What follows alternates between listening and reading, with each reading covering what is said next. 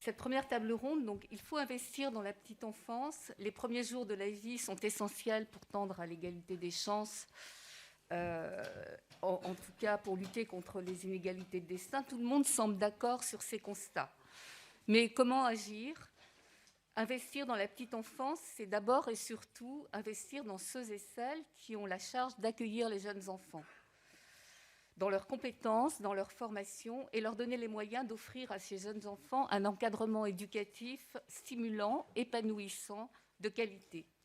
Cette table ronde, intitulée « Investir dans les compétences des professionnels de la petite enfance pour l'égalité des chances et le développement optimal des enfants », a pour objectif de rappeler les enjeux que représente cet investissement pour notre pays. Elle sera aussi l'occasion d'appréhender l'ampleur et la réalité de ces enjeux au vu de ce qui se fait ailleurs, et notamment en Europe, et d'y puiser des idées ou des bonnes pratiques qui puissent être source d'inspiration pour les politiques publiques. Alors, pour évoquer ces questions, il me semble qu'il me manque du monde, mais bon. Nathalie Casso-Vicarini. Oui, d'accord. Nathalie Casso-Vicarini, juriste et éducatrice de jeunes enfants, fondatrice et déléguée générale d'Ensemble pour l'éducation de la petite enfance.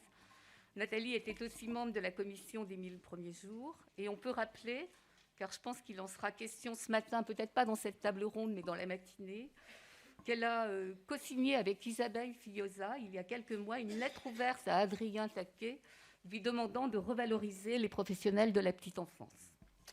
Marc Durgan, qui est directeur scientifique de JPAL Europe, c'est le laboratoire contre la pauvreté. C'est vous ? Non. Il est où ? En visio, très bien. Olivier Thévenon, en visio également, chef de l'unité sur le bien-être des enfants au centre de l'OCDE pour le bien-être, l'inclusion, la soutenabilité et l'égalité des chances. Et également en visio, Gosta Espong Anderson, professeur de sociologie et d'économie à l'université de Pompeu Fabra de Barcelone. Et bien sûr, ici, Daniel Lenoir, qui est responsable du pôle Europe sociale du hashtag le plus important, et surtout qui est l'ancien directeur général de la CNAF et qui connaît donc par cœur la petite enfance. Bonjour. Bonjour et merci. Et merci pour l'invitation. Je suis honoré d'avoir l'opportunité de parler. J'ai un excellent interprète.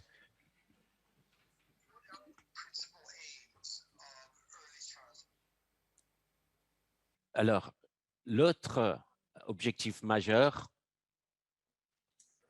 du développement de la petite enfance, c'est spécialement, il faut créer plus d'égalité de chance par rapport aux capacités dans la société et aux capacités humaines. L'éducation de la petite enfance, en particulier, ça doit être conçu afin de pouvoir promouvoir le développement de ceux qui ont moins d'avantages, les moins favorisés, qui viennent de milieux moins privilégiés. Ce que nous savons, d'après les recherches qui ont été menées, c'est qu'un enfant qui a eu une éducation, lors de sa petite enfance de grande qualité, va à l'école avoir près d'1 an scolaire en avance sur les autres enfants qui n'ont pas bénéficié de soins et de bonne éducation dans leur petite enfance. Donc, pour bien apprendre, il faut une excellente éducation dans la première année de l'enfant. Ça, c'est vraiment essentiel, une éducation de grande qualité. Donc, ce qui est important, c'est que mes recherches ont démontré que si la qualité, la continuité en école primaire n'est pas de bonne qualité pour les enfants les moins privilégiés, à ce moment-là, l'effet positif des bons soins dans la petite enfance va disparaître petit à petit, s'étioler. Ça, c'est ce qu'on a trouvé aux États-Unis.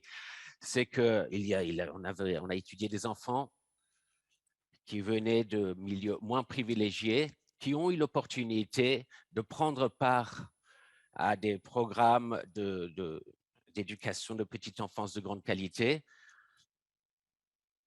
Mais s'ils venaient vraiment des quartiers les moins privilégiés et que les écoles primaires auxquelles ils étaient envoyés n'étaient pas de bonne qualité, tous les avantages acquis lors de la petite enfance avaient totalement disparu à l'âge de 11 ans. Donc, il est crucial que la qualité des soins que l'on donne lorsque de la petite enfance doit rester homogène lors de l'école primaire, quelle que soit l'origine des enfants, qu'ils viennent de, entre guillemets, l'élite ou des milieux les moins privilégiés. Maintenant, laissez-moi mettre en exergue quelques points par rapport à la mise en place de politiques et d'approches. Le premier point, il faut une politique, nous devons avoir une politique où il est la norme que les enfants prennent part à plein temps, toute la semaine, aux différents programmes. Et qu'on parle de crèche ou de kindergarten, de maternelle, et qu'il y ait au moins 30 heures par semaine, c'est un minimum. Il y a des programmes qui sont basés sur un modèle à temps partiel, et ça n'a pas vraiment d'effet positif sur les enfants. Il faut vraiment qu'il y ait un minimum de 30 heures. Ou alors, ils font voilà, une année, ensuite ils arrêtent, peut-être que la mère veut rester au foyer. À ce moment-là, les effets positifs tendent à disparaître. À temps plein, l'année pleine, une participation, ça doit être vraiment conçu comme étant vraiment la norme dans les systèmes. Je suis désolé, ça a coupé, dit l'interprète. Donc, il est crucial que les enfants et que les programmes soient à plein temps. Maintenant, on parle maintenant du personnel, du système et des personnes employées. Maintenant, ça dépend des groupes d'âge auxquels on se réfère. Le ratio, le quota de personnel pédagogique par rapport aux enfants qui ont moins de 3 ans devrait être pas plus de 6 enfants par adulte, par pédagogue. Il existe des systèmes au Danemark notamment, qui est toujours un peu montré comme le modèle parce que c'est vraiment un système qui est avec tellement de luxe. Le standard pour les moins de 3 ans, il ne faut pas plus il faut 3 enfants par adulte et ça peut être le double à 6 ans. Je suis désolé. On a des systèmes en Europe. Moi, je suis ici en Espagne, par exemple. C'est un exemple c'est un contre-exemple en Espagne où il y a une participation universelle de 3 ans à 6 ans. Le ratio d'enfants par pédagogue est de 25 enfants pour un pédagogue, pour un éducateur. Il est très facile de voir, on comprendra aisément que tout pédagogue, quel que soit son niveau, même qui a remporté le prix Nobel de pédagogie, ne peut pas s'occuper et investir tout le temps requis et donner la qualité pour les enfants qui ont le plus de besoins, les enfants de milieux moins privilégiés, bien sûr. Lorsque il ou elle doit s'occuper de 25 enfants, on n'a pas les ressources pour vraiment pouvoir s'occuper des enfants individuellement s'ils ont devant eux 25 enfants. Donc, ça, c'est simplement, c'est totalement irresponsable. C'est un système du point de vue du ratio d'adultes à enfants. C'est quelque chose qui ne peut fonctionner, à mon sens. Donc, moi, si j'étais en France, moi, je viserais à atteindre quelque chose, un ratio entre peut-être 3 à 5, 6 enfants par pédagogue. Maintenant, que savons-nous en termes du personnel, du staff au niveau éducatif pour pouvoir dispenser une performance de grande qualité dans le contexte de ces programmes de développement de la petite enfance? moi, toutes les recherches que j'ai menées, ça démontre que les enfants de moins de 3 ans, l'approche éducative, pédagogique, les personnels pour le développement et le bien-être des enfants, les qualifications sont essentielles pour les âges de 3 ans à 6 ans. Et ça a un véritable impact sur les enfants, le niveau d'éducation des pédagogues. Et ça doit être au moins un niveau universitaire, une formation dans la petite enfance de 3 ans à 6 ans. C'est moins essentiel pour entre 1 an et 3 ans. Il y a des coupures de microphone, dit l'interprète encore. Mais donc, les qualifications sont vraiment essentielles, les qualifications universitaires à partir de 3 ans, pour résumer. Mais juste pour résumer tout ce que j'ai dit, je vais revenir et mettre à nouveau l'accent sur le fait qu'il faut vraiment une couverture homogène de 3 ans à 6 ans. Et pour cela, il faut viser à atteindre vraiment un personnel qualifié de niveau universitaire, et il faut que le programme soit continu, que ce soit à temps plein. Il faut que ce soit universel, pas qu'il y ait des programmes à temps partiel qui se passent pendant les vacances, par exemple. Il faut vraiment une couverture universelle. Cette politique-là est de la plus grande importance dans la conception du système que l'on veut mettre en place. Il faut bien sûr les ressources financières. Il en faut moins pour les enfants des classes privilégiées. Ils n'en ont pas besoin. Ils ont un cercle familial, ils sont plus stimulés au foyer. C'est vraiment pour les enfants les moins privilégiés ce sont ces enfants-là qui doivent bénéficier de ces systèmes, de ces investissements et des budgets débloqués. Donc, pour vous donner une idée, ça a coupé de nouveau, dit l'interprète. Désolé. Donc, je résumais. Donc, je parlais de l'évaluation financière, et ce que je disais, c'est basé sur le système danois des soins des enfants de 1 an à 6 ans. Le coût est à peu près de 2,5% du PNB pour tous les systèmes. Donc, ça coûte cher, c'est certain, ça ne fait pas de doute, mais il faut regarder ce qui en sort et les résultats de cet investissement, le retour sur investissement vaut vraiment la peine, et tous ces efforts sont récompensés. Ça ne fait pas de doute d'après les études que nous avons menées. Par exemple, James Hatman a estimé qu'investir dans les enfants, dans le développement cognitif des enfants sous-privilégiés, a un retour sur investissement de 12 fois, 12 fois de l'investissement du gouvernement. Donc, vraiment, ce sont des retours sur investissement qui sont incroyables. C'est bien plus élevé que ce qu'on peut avoir sur Wall Street. Et je vais en terminer là.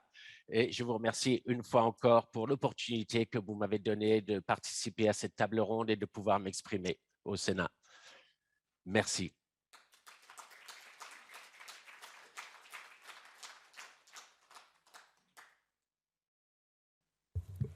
Nos excuses pour ces problèmes techniques, mais ça nous a quand même permis d'écouter le professeur Esping-Andersen.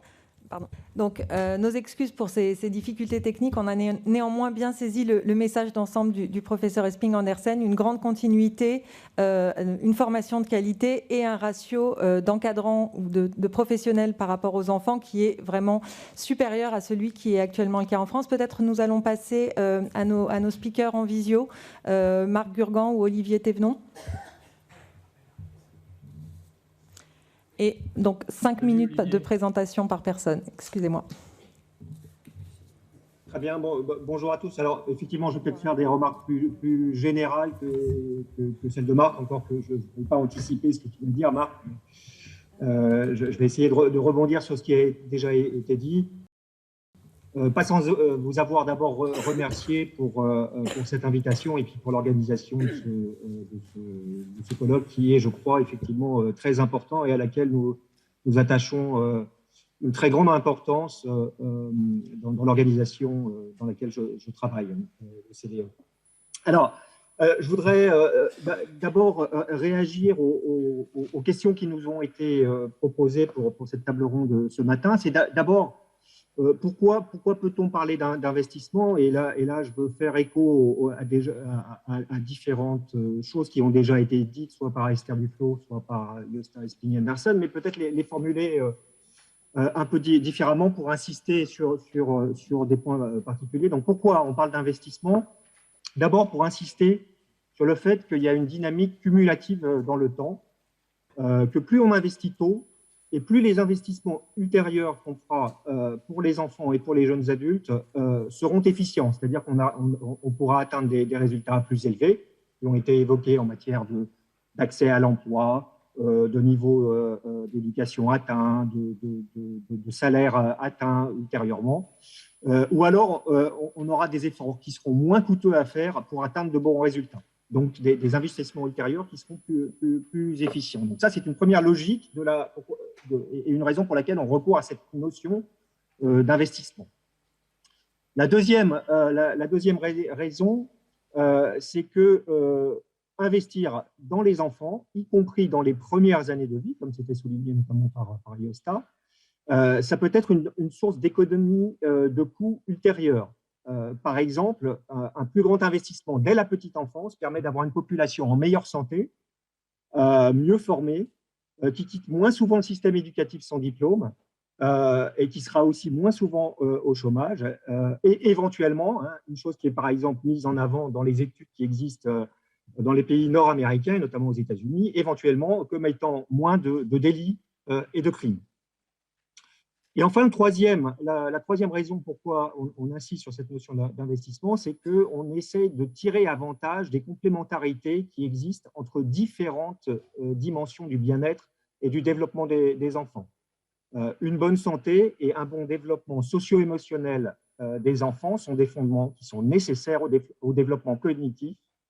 Et agir dans un domaine peut avoir des effets en chaîne positifs sur les autres domaines, et il s'agit de pouvoir stimuler cette cascade d'effets positifs dans différents aspects du développement des enfants. Deuxième chose que je voulais dire, les éléments que je voulais apporter à cette discussion concernent l'évidence qu'on a sur les bénéfices attachés à ces investissements. Et donc là, déjà, les précédents orateurs ont insisté sur certains aspects, mais il y a évidemment une série d'évidences qui montrent que les bénéfices induits excèdent rapidement les coûts engagés. Première raison, c'est l'effet qui était mentionné par Esther Duflo sur, en particulier, l'offre de travail des femmes, effet positif, et auxquels sont aussi attachées des recettes fiscales induites, et donc qui induisent assez rapidement un retour sur investissement. Un autre effet induit qui est mis en avant par des évaluations de l'effet d'accroissement de l'offre de crèches et de garde pour la petite enfance, c'est aussi un effet sur le recrutement des professionnels de la petite enfance, et qui va aller prendre une partie de la population qui était au chômage pour former ces professionnels. Et donc, on va avoir une baisse du chômage et une baisse également des dépenses en matière d'allocation chômage. Et par exemple, en Autriche, c'était dans les simulations qui ont été faites avant de mettre en place un grand plan de développement des crèches, c'était un média de bénéfices qui était relativement important. L'autre série de raisons, c'est les raisons qui ont été évoquées, évidemment, sur les effets positifs sur les résultats des enfants, en particulier les enfants défavorisés. Juste pour pointer une étude assez récente qui a été conduite en France par l'INED, où on a estimé que les enfants qui fréquentent des crèches sont capables de dire en moyenne 80 mots, ce qui représente 6 de plus que la moyenne et 12 mots de plus que ceux qui sont à garder à la maison par leurs parents, donc à l'âge de 3 ans. Et que les enfants de familles défavorisées semblent bénéficier encore davantage de la fréquentation de crèches. Alors, globalement, s'attaquer à la pauvreté et à l'adversité dans l'enfance est une démarche qui est économiquement sensée. Par exemple, globalement, on a des études.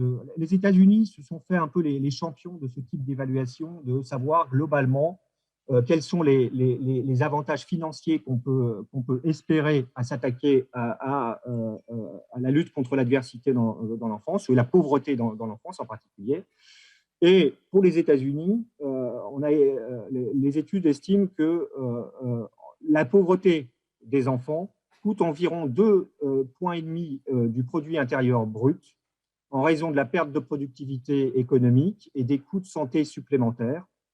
Et si l'on prend aussi les conséquences de la pauvreté des enfants en matière d'exposition au sans-abrisme ou des conséquences sur la violence ou la maltraitance des enfants, ainsi que le coût et les effets induits sur le risque de commettre des délits et des crimes, alors là, l'estimation grimpe jusqu'à 5% du PIB.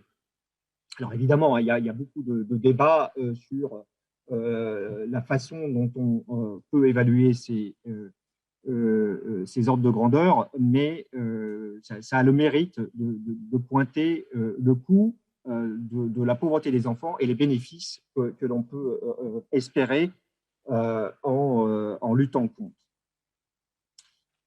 Évidemment, il y a beaucoup d'aspects des bénéfices potentiels qui ne sont pas mesurés par ces évaluations, comme le fait qu'on pourra obtenir une plus grande cohésion sociale, un plus grand engagement dans des actions citoyennes ou une participation à des actions bénévoles, ce genre de choses qui ont une valeur sociale, mais qui ne rentrent pas très facilement dans un cadre d'évaluation économique.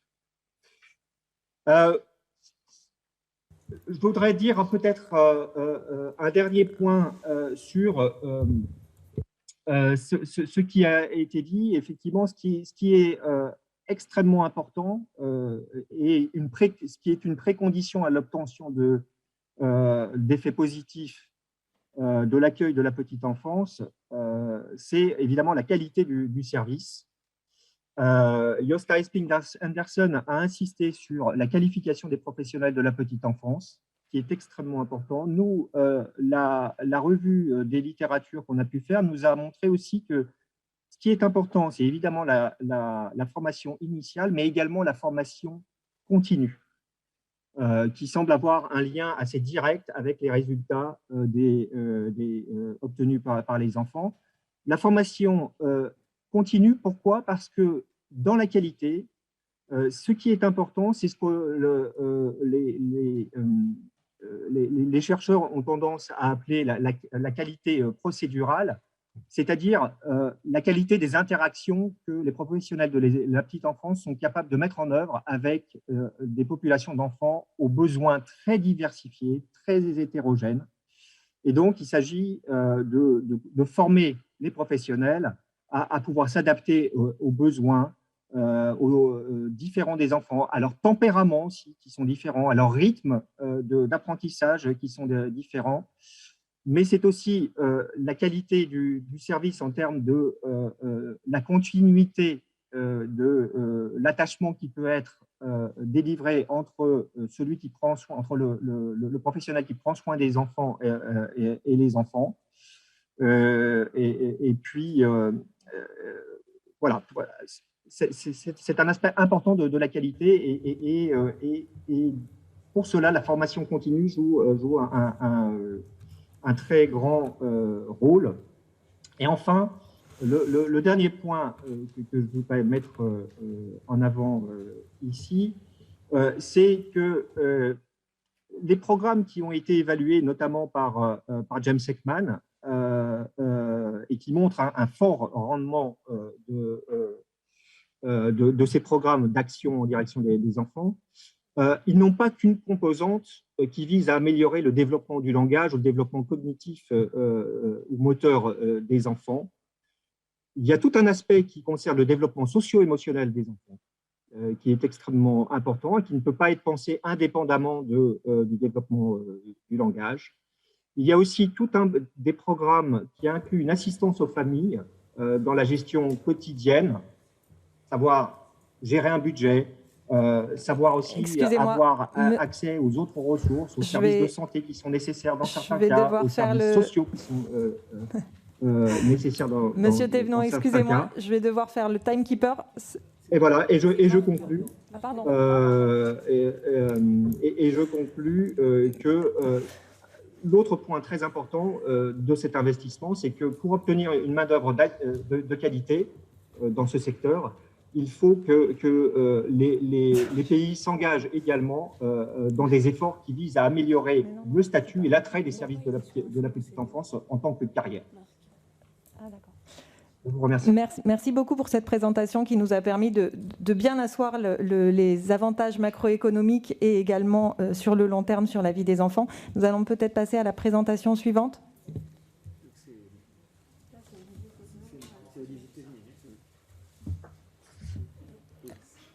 Avec un respect scrupuleux, s'il vous plaît, du temps, parce que je crois qu'on a déjà un petit peu dépassé. Merci. Avec plaisir. Bonjour à tous. Merci beaucoup de m'avoir proposé de parler à ce colloque. Pour ne pas répéter ce qui a été dit par Esther, par Olivier, par le professeur Esping-Andersen, et avec quoi je suis entièrement d'accord, ce que je propose de faire, c'est d'insister aussi sur les difficultés impliquées par cette discussion. Et au fond, tout à l'heure, le professeur Esping-Andersen a rappelé les ordres de grandeur des rendements de l'investissement qui sont calculés typiquement par James Heckman dans ses travaux. Il faut bien avoir en tête que ces rendements très élevés sont habituellement calculés à partir d'expérimentations comme le Perry Preschool Project sur lequel il a énormément travaillé, dans laquelle on compare des enfants qui sont pris en charge dans une structure extrêmement avec des protocoles extrêmement forts d'encadrement des enfants. On compare ces enfants-là avec des enfants qui ne sont pris en charge dans aucune structure, qui sont chez eux à la maison et dans des milieux très, très défavorisés. Et là, on voit des rendements très forts. Et c'est évidemment très important. Mais je pense qu'il faut aussi penser à la question, au fond, dont on parle aujourd'hui, pour ce que je comprends, qui est qu'est-ce qu'on peut gagner par la formation des professionnels, typiquement de crèche. Et donc là, quelles sont les véritables marges? Ce ne sont sans doute pas les mêmes marges que celles dont on parle quand on dit l'investissement en général est extrêmement rentable. Et donc, je pense que c'est une discussion qui est importante dans le détail. C'est-à-dire le point sur les rendements élevés, je suis entièrement d'accord et je le soutiens constamment, mais les détails de ce dont on parle sont aussi, je pense, extrêmement importants, et c'est sur quoi j'avais envie de discuter un petit peu, sur quoi je voulais revenir. Alors, je suis par ailleurs économiste de l'éducation à l'origine, donc totalement convaincu des rendements de la formation des gens en général, et j'ai beaucoup travaillé là-dessus, donc j'ai aucun doute à nouveau sur le principe. Mais il faut aussi avoir en tête qu'il existe quelque chose que les psychologues appellent « implementation cliff », c'est-à-dire le fait que lorsque on a validé un certain nombre, typiquement pour ce dont on parle, de principes pédagogiques, de gestes, de types d'intervention, etc., souvent à partir de recherches d'abord théoriques, et puis en les testant à petite échelle, etc. Et il y a un ensemble de données qui nous disent, voilà, il y a un certain nombre de choses que l'on devrait faire et qui devraient être efficaces, et il y a des convictions fortes du milieu de la recherche là-dessus. Et ensuite, quand on veut le mettre en œuvre pour de vrai, à grande échelle sur le terrain, mais souvent on est au bord de la falaise. Hein. C'est pour ça qu'on parle d'implementation cliff. Et parfois, c'est difficile d'atteindre les mêmes effets, les mêmes résultats, les mêmes efficacités que ce qu'on espère dans un contexte très écologique. C'est-à-dire dans le monde réel de l'activité des professionnels. Et l'illustration que je peux donner de ça, elle vient d'une grosse expérimentation que nous venons de mener sur un programme qui s'appelle Parler Bambin, avec l'ANSA, qui a fait un travail absolument extraordinaire. Parler Bambin, c'est donc un dispositif conçu par un médecin de santé publique qui s'appelle Michel Zorman, et qui a défini un certain nombre de principes et une formation pour aider les professionnels de la petite enfance, en crèche typiquement, à davantage stimuler le langage chez les très petits enfants. Donc il y a un certain nombre de principes généraux qui sont basés sur sa lecture et sa connaissance de la littérature et de la recherche. Et donc ces principes très importants, dont on pense qu'ils ne sont pas forcément mis en œuvre de façon totalement systématique et incorporés dans les gestes quotidiens des professionnels, eh bien on les leur enseigne dans le cadre de formations relativement longues, extrêmement sérieuses et extrêmement bien faites. Et après, on se demande qu'est-ce que ça produit. Alors, on a fait une expérience ambitieuse. On avait une centaine de crèches sur tout le territoire. On a tiré au sort l'ordre dans lequel les crèches sont entrées dans ce programme, donc l'ordre dans lequel les professionnels ont été formés, ce qui permet pendant un certain nombre d'années d'avoir des crèches tests et des crèches témoins, des crèches qui mettent en œuvre le programme ou pas. Comme c'est tiré au sort, les gens sont très comparables. Et on a suivi à peu près 1 millier d'enfants d'origine défavorisée à l'intérieur de ces crèches, auprès desquels on a envoyé des psychologues qui ont réalisé plusieurs fois des tests pour mesurer leur développement, notamment dans le domaine du langage, qui est le champ sur lequel on travaillait. Donc à peu près 1 millier d'enfants. Donc on a des échantillons très, très, très sérieux et sur lesquels on pense qu'on peut dire des choses.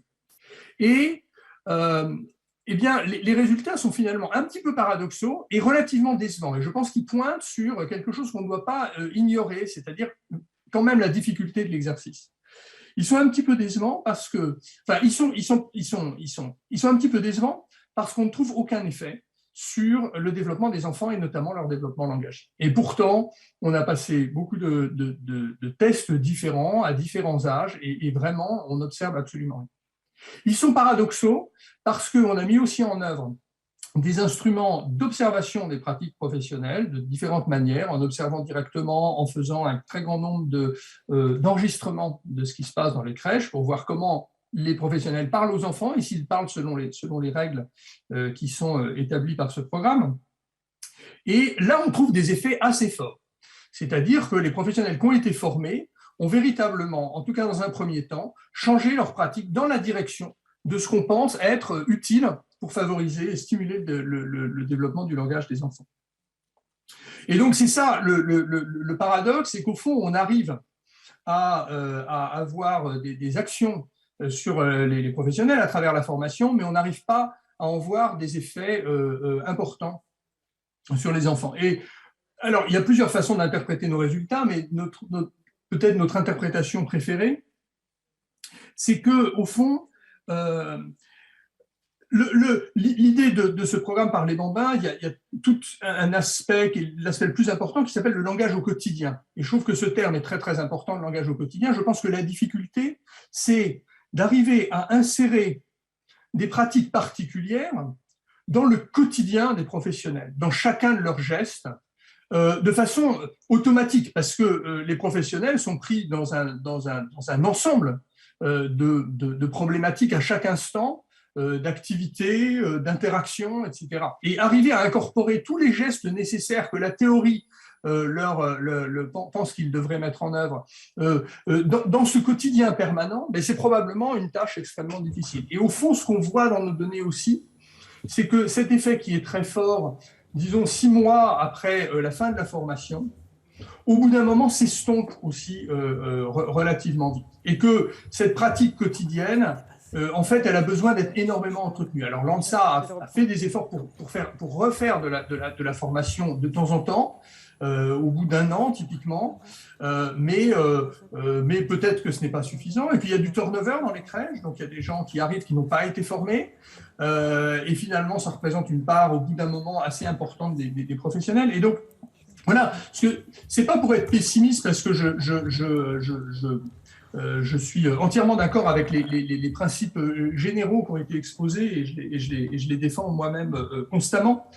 Mais je pense que c'est intéressant aussi de bien s'interroger sur la réalité de ce que ça veut dire former des professionnels et la capacité qu'on a et au fond l'effort considérable et soutenu que ça implique de faire changer des pratiques quotidiennes en profondeur pour des professionnels qui sont, encore une fois, pris dans un contexte, dans un métier qui est extrêmement difficile et qui ne sont pas des machines qui peuvent avoir absolument toutes sortes de pratiques que les chercheurs leur recommandent. Merci.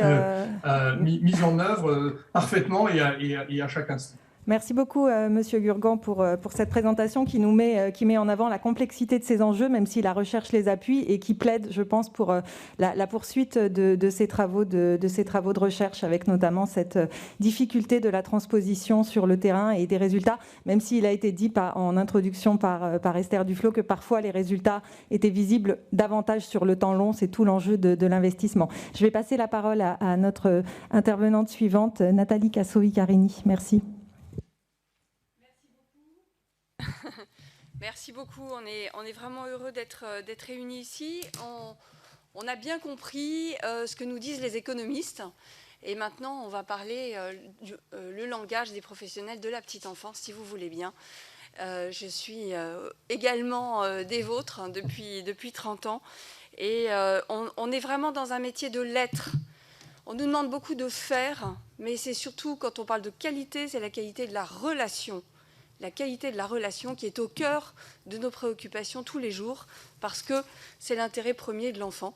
Le bébé est un être de relation par excellence, c'est un être social, et il a besoin d'être accompagné dans ses compétences qui sont le socle du développement global. Donc on a entendu parler tout à l'heure par Olivier des compétences sociales, et c'est bien de ça dont il s'agit. C'est-à-dire que quand on reçoit une formation et qu'on grandit dans nos pratiques, on a surtout besoin de se poser des questions, de savoir comment nous sommes avec les enfants et quelles sont nos relations avec les parents.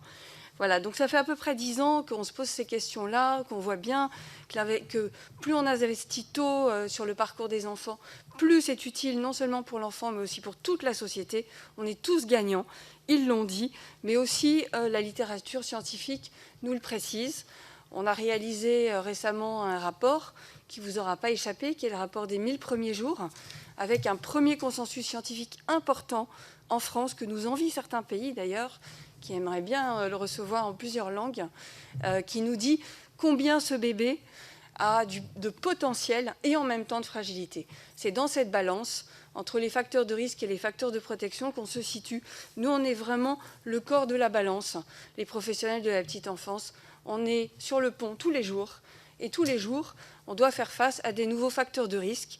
Alors, il y a cette pandémie, bien sûr, qui nous met, on le voit avec les masques, de la distanciation sociale. On est dans des métiers de lettres. C'est très difficile d'avoir en plus cette barrière de la distance sociale, beaucoup de numérique dans nos vies, beaucoup de relations digitales qui sont à l'opposé du métier que l'on fait. Et moi, j'entends beaucoup parler de « on garde les enfants » et non, on ne garde pas les enfants, on s'en occupe. Et s'occuper des enfants nécessite beaucoup de compétences. Et ce que n'a pas dit Olivier tout à l'heure, mais je pense que c'était dans son esprit, la France est au 27e rang sur 35 à l'époque des pays de l'OCDE en matière de qualification dans la petite enfance. C'est ce qu'il y a de plus difficile au monde que d'accompagner un enfant sur le chemin de la vie. Ça nécessite beaucoup de compétences et beaucoup de savoir-être. Donc ça, vraiment, plus on mettra d'efforts dans ce domaine-là, plus notre société grandira. Ça, c'est la première chose. Et puis, bien entendu, on s'occupe des enfants. Donc, il y a des compétences derrière ce terme. Et il faut tout un village pour élever un enfant. C'est-à-dire qu'on ne peut pas être isolé, seul. Quand on est assistante maternelle ou auxiliaire parentale, assistante familiale, on a besoin d'être entouré. Parce que seul, c'est une intelligence, certes, développée, mais quand on est plusieurs, il y a de l'intelligence collective. On a besoin de passer le relais. Il y a des enfants à besoins particuliers qui nécessitent une intelligence collective et plusieurs compétences. Et c'est aussi le terreau de beaucoup de difficultés dans le quotidien. Ne soyons pas seuls pour nous occuper des enfants, mais n'ayons pas non plus trop d'enfants. On l'a entendu tout à l'heure, le ratio, il est extrêmement important dans ce qu'on appelle la qualité, c'est-à-dire accorder du temps à l'enfant, accorder des temps privilégiés avec chaque enfant, c'est ce qui les fera le plus grandir sur le chemin de la vie. Voilà. Et ça, en effet, les ratios de 1 pour 3, on en rêve. Moi, j'avais proposé, c'est une des propositions que j'avais faites dans le rapport, c'était d'arriver à 1 sur 5 en globalité dans un établissement collectif. Aujourd'hui, c'est un professionnel pour 6 en globalité, mais c'est déjà une dynamique qui est enclenchée et il y a beaucoup qui a été fait dans le plan pauvreté. Je pense à ce que Marine Jantet, la déléguée interministérielle, a mis en place, mais aussi notre secrétaire d'État. Maintenant, l'important, c'est de passer de la parole aux actes, parce qu'on a besoin concrètement d'avancer dans nos professions. Donc, des constats importants. Il y a beaucoup de fonds publics, en effet, hein, c'est à peu près 2% du PIB. Mais qu'est-ce qu'on en fait de ces fonds-là? Comment sont-ils investis? Quels sont les impacts sur le développement des enfants et l'accompagnement des familles?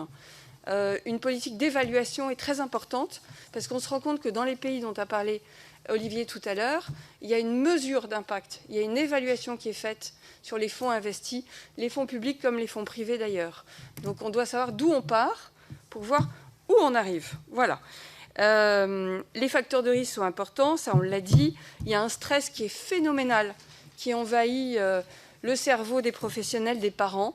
Et donc face à ce facteur de risque complémentaire, eh bien, on doit mettre en place des facteurs de protection, c'est-à-dire de la formation, de l'amélioration continue des pratiques. Et moi, je voulais parler, il ne me reste pas beaucoup de temps. Marc a parlé d'un programme. Évidemment, on s'inspire des défis de ces programmes. Dans la petite enfance, il n'y a pas de programme, hein. On est là pour accompagner les enfants dans leur potentiel. Mais il y a quand même des approches qui peuvent être intéressantes. Il y en a une dont on va avoir des résultats dans quelques semaines. C'est l'approche « Accompagne-moi » avec une évaluation par l'INSERM et l'Université de Bordeaux sur les compétences sociales des tout-petits et comment favoriser et soutenir l'empathie naturelle de nos enfants et les compétences sociales qui sont cruciales pour le développement. Et puis les maisons des 1000 premiers jours, qui est une des propositions issues du rapport, c'est ce maillon-là qui va pouvoir être adossé à tout ce qui existe déjà dans la prévention précoce, c'est-à-dire proposer à tous les parents qui viennent d'avoir un bébé de rejoindre un groupe parents-bébés auprès d'un facilitateur qui va les accompagner sur leur chemin de parentalité et le chemin de vie de nos enfants. Voilà ce que j'avais envie de vous dire ce matin. Soyons ambitieux pour nos enfants, mais très ambitieux, parce que toute la société en sera bénéficiaire. Soyons ambitieux pour les professionnels de la petite enfance qui font un métier extraordinaire et très complexe. Accompagnons-les de façon continue et soyons ambitieux aussi pour soutenir les parents qui vivent des situations avec de nombreux facteurs de risque, surtout depuis la pandémie, et apportons-leur du durable, voilà, de l'investissement dans le temps et durable. Merci beaucoup Nathalie pour ce retour sur le terrain et sur la réalité du métier. Je vais passer la parole très rapidement à Daniel Lenoir pour un tout petit mot et on pourra prendre une question de la salle pour essayer de ne pas prendre trop de retard. Merci. Oui, alors oui, non, d'abord, je me suis associé à la demande à l'invitation de Mathias à la co-animation de cette table ronde. Alors c'est vrai que le temps est un peu raccourci. Moi j'ai l'avantage d'avoir pris du recul pendant 4 ans, puisque j'ai quitté les fonctions de directeur général de la CNAF il y a 4 ans. Et puis j'ai pris un peu de recul aussi, parce que pour tout vous dire, j'ai vécu 18 mois de Covid long, donc ça, les questions cognitives... bon. Et alors moi je voulais juste remettre dans le temps le débat de ce matin, mais en 2 mots, je vais essayer de le faire en 2 mots, parce que je me reporte il y a un peu plus de presque 8 ans, au moment où commençait la COG de l'époque, et elle était basée, Nathalie l'a dit, sur un concept de garde et d'entretien, pour permettre aussi la conciliation vie familiale, vie professionnelle, ce qui est un des éléments qu'a mis en évidence Esther Duflo. Et assez rapidement, alors c'était pas ici, c'était à l'Assemblée nationale, on a fait un colloque avec Terra Nova et l'Institut Montaigne, où est sortie l'idée qu'il fallait aussi investir dans la petite enfance, et pas seulement garder les enfants, investir pour développer les capacités, les compétences. Je voudrais rappeler ça parce que ça a démarré à ce moment-là. Et d'ailleurs, Marc Gurgan et Olivier Thévenon avaient expliqué les analyses internationales qui maintenant sont complètement confortées. Mais alors, le colloque avait débouché sur une violente polémique sur les méthodes. Je vais y revenir. Deuxièmement, alors, le titre, c'est le développement développement optimal des enfants, mais il y a aussi l'égalité des chances. Et l'égalité des chances, ça renvoie à la question des familles précaires, mais ça renvoie aussi à une autre inégalité, qui est celle du handicap. Et je pense que c'est important aussi, dans le reste de la matinée, qu'on regarde comment les compétences. Et ce qui me frappe, c'est qu'on est passé finalement de l'investissement dans la petite enfance, qui a été rappelé par beaucoup, et c'est ce qui explique l'étude par les Bambins, l'investissement dans les méthodes. Et ce qui est nouveau aujourd'hui, et je trouve, merci à Nathalie de l'avoir souligné, mais ce qui est nouveau aujourd'hui, c'est de voir comment on peut aussi mesurer l'investissement dans les compétences de ceux qui sont chargés de mettre en œuvre les méthodes. Et Nathalie a raison de dire que c'est non seulement un problème de compétences, mais aussi un problème de ratio. Et là, je ne suis pas sûr, on va voir comment le débat se déroule, mais je ne suis pas sûr qu'on ait suffisamment de travaux économiques justement pour aller... Mais il faut voir d'où on vient. Hein, c'est ça que je voulais dire. Voilà. Merci beaucoup. Désolée de faire le gardien du temps strictement. Merci pour ces interventions et ces éclairages qui correspondaient vraiment à la question de situer économiquement les enjeux du débat. Je pense que maintenant, pour ceux d'entre vous qui peut-être ne l'auraient pas été, ils sont convaincus de l'intérêt économique, donc sociétal, à long terme. Et puis, on va avoir le temps de prendre une très brève question de la salle, éventuellement, s'il y en a. Voilà, signalez-vous éventuellement. Oui.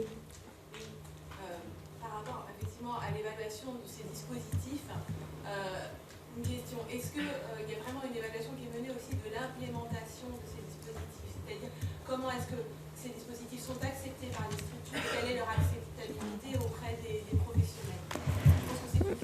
C'est très important comme question parce que, à la lumière des récentes recherches, on s'aperçoit que finalement, il y a beaucoup de programmes dans le monde entier qui n'ont pas fonctionné, qui n'ont pas apporté de résultats probants parce que les professionnels ne sont pas suffisamment impliqués. On doit donner le pouvoir d'agir à ceux qui savent de quoi ils parlent et dont c'est le métier au quotidien. Je parle des professionnels, mais aussi des parents. Et c'est la raison pour laquelle Accompagne-moi a décidé d'utiliser une approche différente, c'est-à-dire de co-construire et le diagnostic de départ, qui s'appelle un portrait des pratiques, et les outils qu'on co-construit ensemble pour répondre aux besoins. Et ensuite, on refait une évaluation ensemble à la fin du process pour avoir cette mesure d'impact naturel. Mais dès lors qu'on implique les principaux concernés, on arrive à des résultats probants. Alors là, ils vont arriver dans quelques semaines, je pense que vous allez le suivre, mais cette co-construction, elle est fondamentale. Et plus les publics sont vulnérables, plus la co-construction est essentielle, parce que sinon on se détache de la réalité et on a une politique qui vient d'en haut, qui nous est quasiment imposée, alors que finalement, si on veut soi-même être engagé, il faut qu'on puisse être un acteur du changement. Voilà, et ça, voilà ma réponse. Mais sur la base de ces 30 dernières années de recherche et de littérature scientifique. Merci beaucoup. Merci pour cette conclusion qui souligne la nécessité du travail encore de lien entre la recherche, la participation des acteurs de terrain à la conception de la recherche, aux évaluations et à la mise en œuvre, dans cet objectif qui est aussi vraiment celui principal du colloque, rappelé par tous nos intervenants économistes et sur place, la question de l'égalité des chances dont la petite enfance est le levier principal. Merci beaucoup à tous pour cette participation. Merci à Gosta Esping-Andersen, merci à Olivier Thévenon, merci à Marc Gurgan. Merci à Nathalie Casso-Vicarini et à Daniel Lenoir. Et voilà, je rends la parole avec à peine 10 minutes de retard.